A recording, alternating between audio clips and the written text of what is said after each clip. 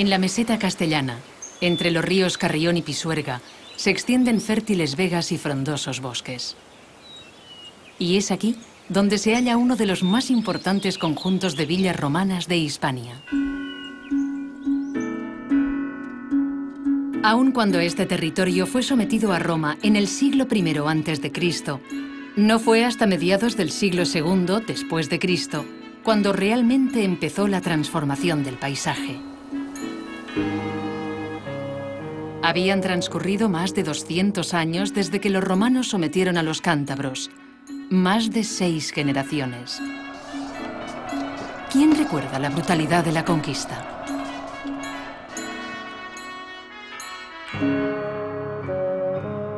Desde principios del siglo I de la era cristiana, estas tierras estaban bajo la jurisdicción del convento cluniense, y era a la ciudad de Clunia hacia donde tenía que ir la gente para dirimir pleitos o para obtener justicia.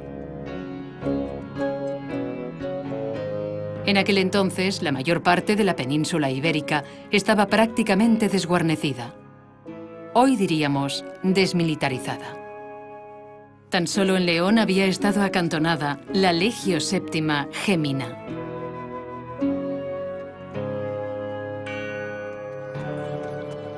Otros cambios se sucedían en esta época. Los esclavos estaban siendo sustituidos por los colonos o los asalariados. Los colonos eran agricultores libres a quienes los grandes propietarios les entregaban parcelas de tierra en régimen casi de posesión. ¿Quiénes eran estos grandes propietarios? Se les conoció como los honestiores, personajes de alto rango, auténticos señores y patronos. Eran dueños de grandes latifundios y podían defender jurídicamente e incluso militarmente a sus colonos, ya que a veces disponían de ejércitos privados. Era tal su poder y prestigio que muchos agricultores libres, a los que se llamaba humiliores, optaban por vender o entregar sus campos a un gran propietario, aunque les seguían cultivando a cambio de protección. Sin embargo, en esta sociedad aún quedaban esclavos. Los propietarios de tierras los utilizaban para las tareas agrícolas, en las tierras que se reservaban para explotar directamente y también para las tareas domésticas. Con el fin de estimular su trabajo, se les podía entregar alguna cabeza de ganado o algún dinero. De esta forma, muchos esclavos accedían a la condición de libertos, es decir, hombres y mujeres cuya condición se acercaba a la de los libres. Los orígenes de estas grandes propiedades frecuentemente eran confusos. En ocasiones, los propios honestiores no siempre querían conocer los comienzos de sus linajes. Lo cierto es que aquí permanecieron, alejados de los centros de decisión del imperio. Ante las grandes convulsiones de finales del siglo III y del siglo IV, muchos honestiores y acaudalados aristócratas prefirieron vivir a cubierto de las luchas en sus bien protegidas fincas, alejados del fisco romano y de los grandes enemigos, tales como las bandas incontroladas de soldados desertores, de esclavos huidos y de grupos de bárbaros que se atrevían a recorrer las tierras del Imperio Romano. Por todo ello, en el siglo IV, el número de villas creció. Sus propietarios la renovaron profundamente. Otras muchas se fundaron de nueva planta. Estas grandes mansiones eran importantes centros agropecuarios y producían casi todo lo que se necesitaba para vivir. Lo fundamental era controlar todos los procesos de producción, desde la actividad agropecuaria hasta la industrial. Una de estas haciendas fue la que hoy conocemos como la Olmeda, que, aunque existente desde el siglo I, a mitad del siglo IV de nuestra era, se remodeló totalmente, dando lugar a una villa palaciega impresionante. Durante la segunda mitad del siglo IV, los potentados que vivieron aquí gozaron de una gran prosperidad y hasta quizá llegarían a tener pequeños grupos armados de protección.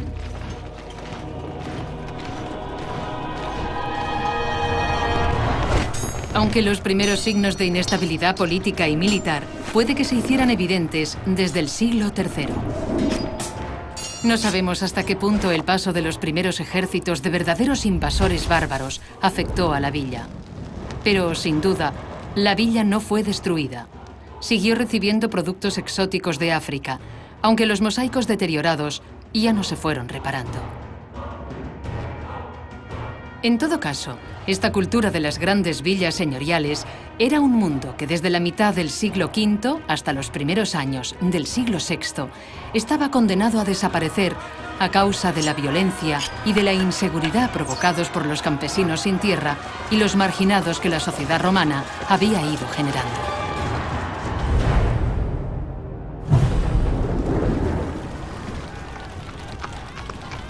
Así, lentamente, víctima del abandono y de la incuria del tiempo, la villa se fue arruinando.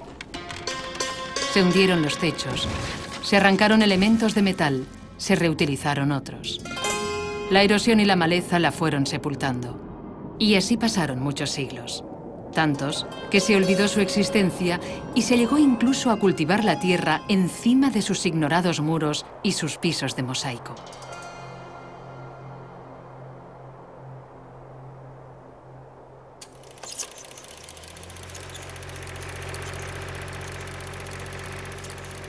Hasta que en 1968, don Javier Cortes, propietario del terreno, descubrió sus restos y tras unos años excavándolos, en 1980 los cedió a la Diputación de Palencia, la cual desde 1984 los abrió al público.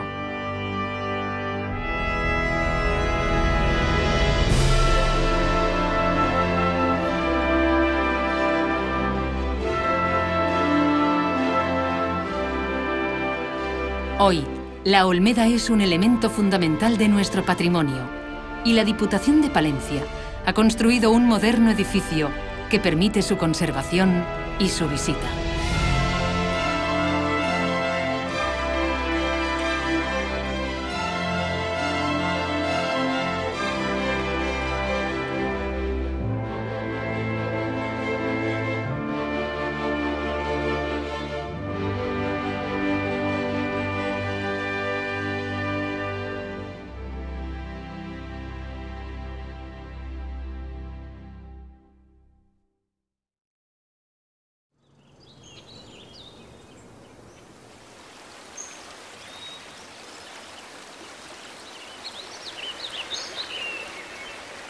On the Castilian Meseta, between the Carrion and Pisuerga rivers, lie fertile plains and verdant forests.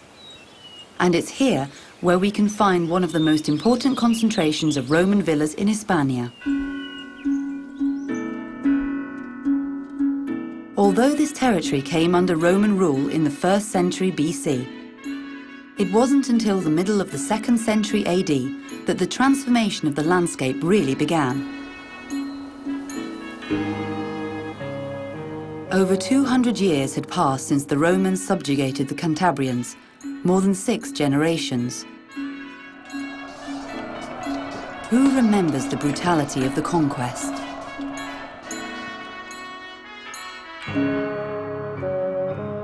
From the beginning of the 1st century of the Christian era on, these lands were under the jurisdiction of the Conventus of Clunia, and it was to the city of Clunia that people had to go to have legal disputes settled or to seek justice.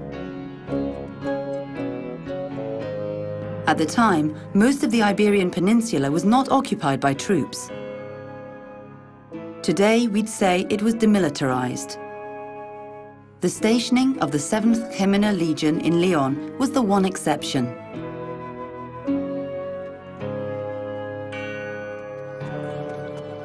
Other changes were also occurring at the time. Slaves were being replaced by tenant farmers and paid workers. Tenant farmers were free men to whom large landowners assigned land under an arrangement that came close to granting them a right of possession. Who were these large landowners? They were known as honestiores, men of high rank, nobles and patrons.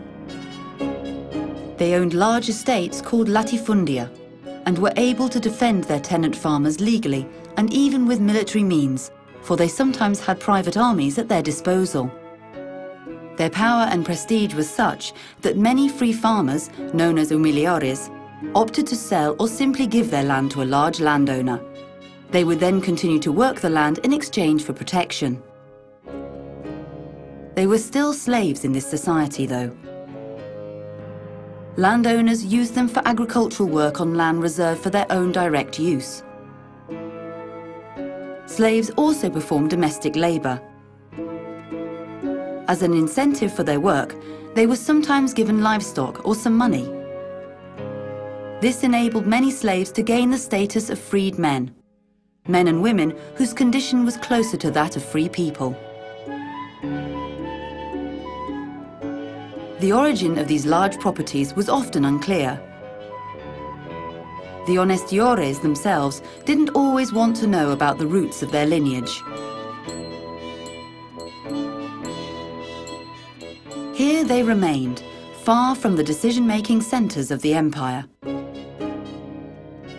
Faced with the major upheavals of the late 3rd and 4th century, many honestiores and wealthy aristocrats preferred to stay in their protected estates, where they were safe from the fighting and far from Rome's tax collectors and its enemies, the rampant bands of deserters, runaway slaves, and groups of barbarians who dared to roam the lands of imperial Rome.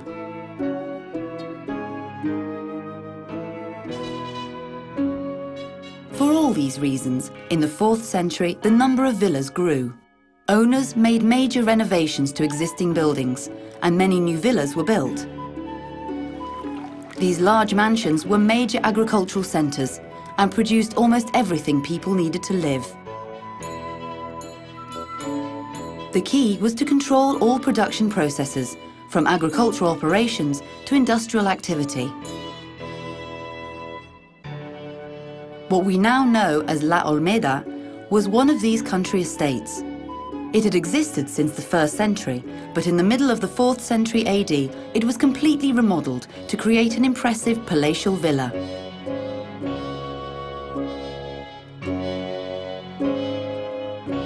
During the second half of the 4th century, the powerful men who lived here enjoyed great prosperity and may have had small armed groups on hand to protect their interests.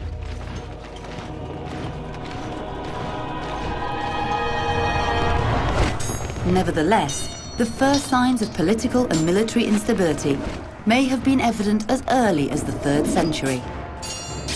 We don't know to what extent the presence of the first armies of barbarian invaders affected the villa, but it's clear that it wasn't destroyed.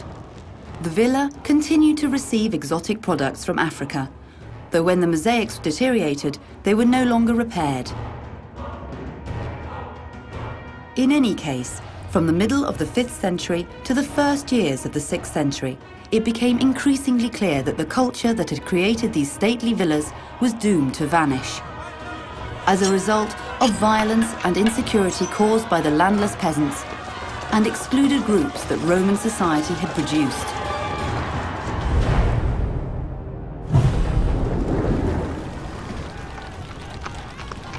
The villa slowly fell into ruin, a casualty of its abandonment and the cumulative ravages of time. The roofs fell in.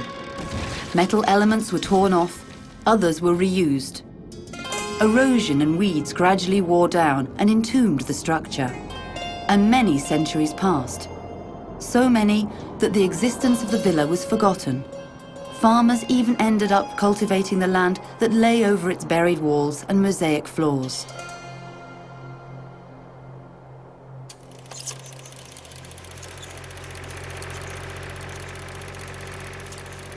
That was until 1968, when Javier Cortés, the owner of the land, discovered the remains of the villa. In 1980, after several years of excavations, he ceded the site to the Palencia Provincial Council,